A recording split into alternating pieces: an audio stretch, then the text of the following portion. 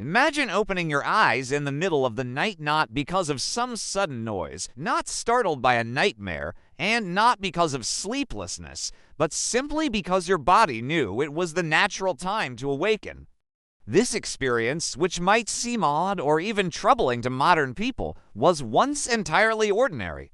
In the Middle Ages, men and women often divided the night into two separate rests, with an hour or more of quiet wakefulness between them. That interval, dimly lit by a candle or the soft glow of embers, reveals much about how our ancestors labored, prayed, reflected, and related to one another.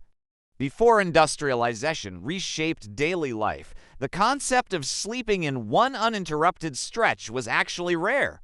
For the greater part of human history, from the world of ancient empires through the medieval period and even into early modern centuries, people lived by a rhythm now called first sleep and second sleep. The first began not long after the sun dipped below the horizon, particularly in the long, dark winters, and often lasted 3 or 4 hours. It was a deep, restorative phase of slumber. Then, without bells, clocks, or alarm devices, entire households awoke naturally. For them, this rising was no surprise. Historical sources, court records, personal journals, even medical treatises speak of it with such casualness that one realizes it was a universal pattern needing no explanation. One French physician of the 1500s even praised the midnight interval as the finest moment for reflection, study, or quiet labor. In English plays and stories, characters are described as getting up after first sleep, carrying on with their tasks before returning to bed. Roman writings centuries earlier suggest that a similar rhythm existed in classical times as well.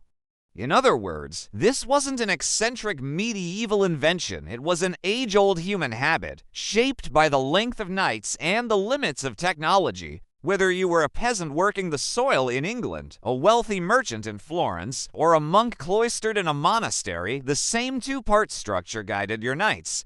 Of course, the details varied with geography, season, and social status, but the underlying principle endured. Rest was divided into 2 installments, separated by a pocket of midnight wakefulness.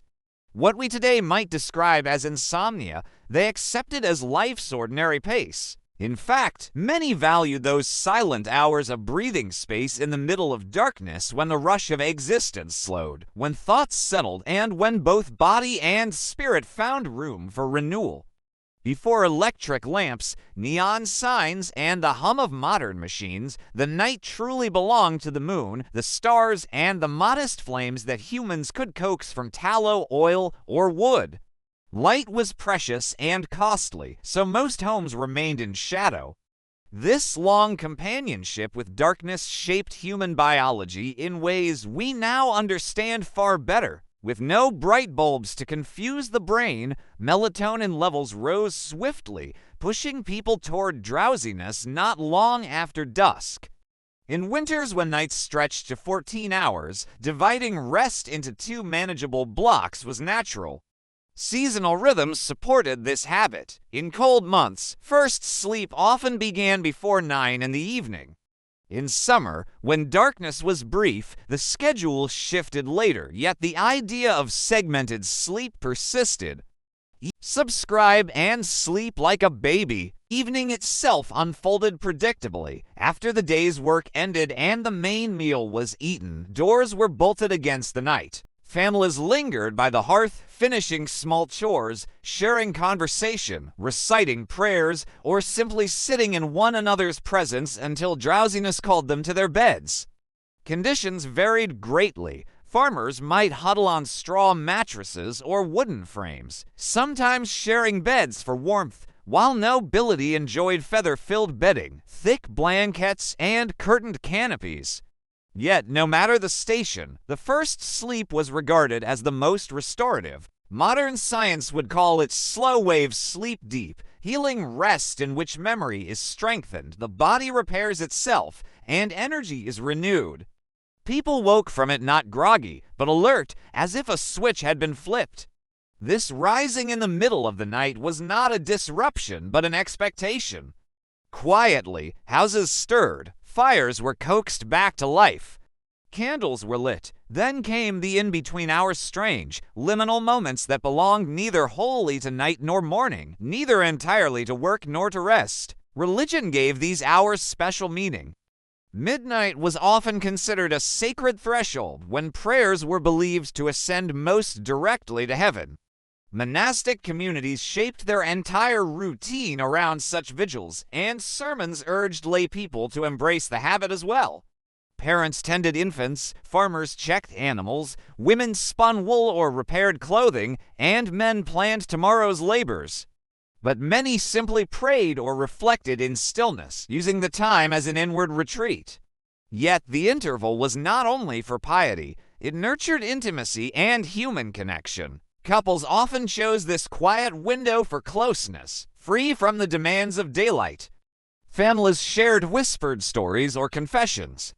Beds, frequently communal, became places of bonding as much as rest. In villages, neighbors sometimes carried candles across dark paths to visit one another, strengthening community ties. The hush of these hours softened moods and gave space for reconciliation, affection, and trust.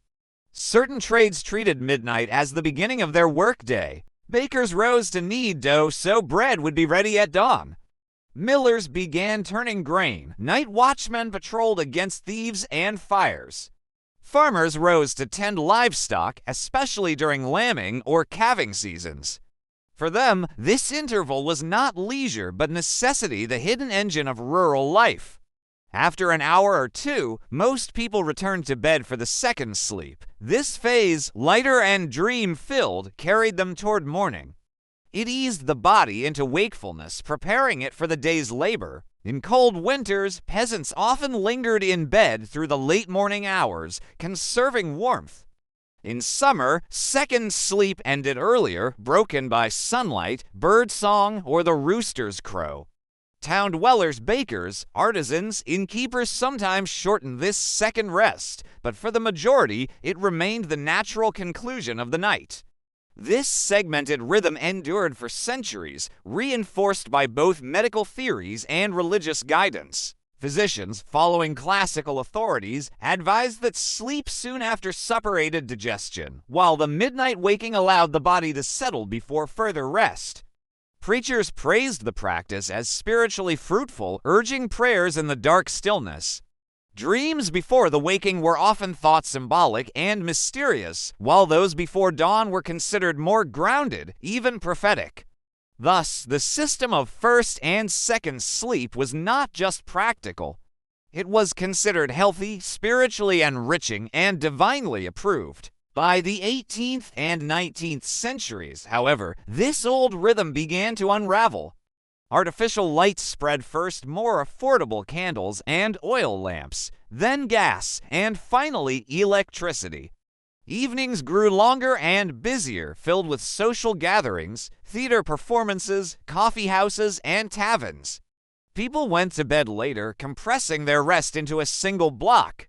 The Industrial Revolution completed the change. Factory whistles demanded punctual mornings, and midnight wakefulness became impractical. Cities grew louder, households smaller, and the old practice of shared beds faded, erasing much of the social value once tied to broken sleep. By the 20th century, even the terms first sleep and second sleep had disappeared from common language. Yet modern research suggests this ancient pattern was not mere custom, but rooted in biology.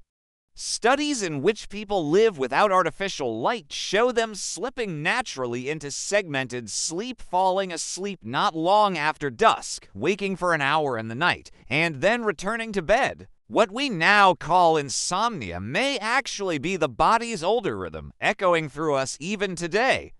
Though modern life makes a full return unlikely, the lesson endures. For countless generations, humans lived in harmony with natural darkness, treating the night not as an enemy, but as a layered space. That pause between sleeps, whether spent in prayer, thought, labor, or love, was a rhythm that shaped households and villages, and one that still lingers quietly within our biology, reminding us of a slower, more natural bond with the night.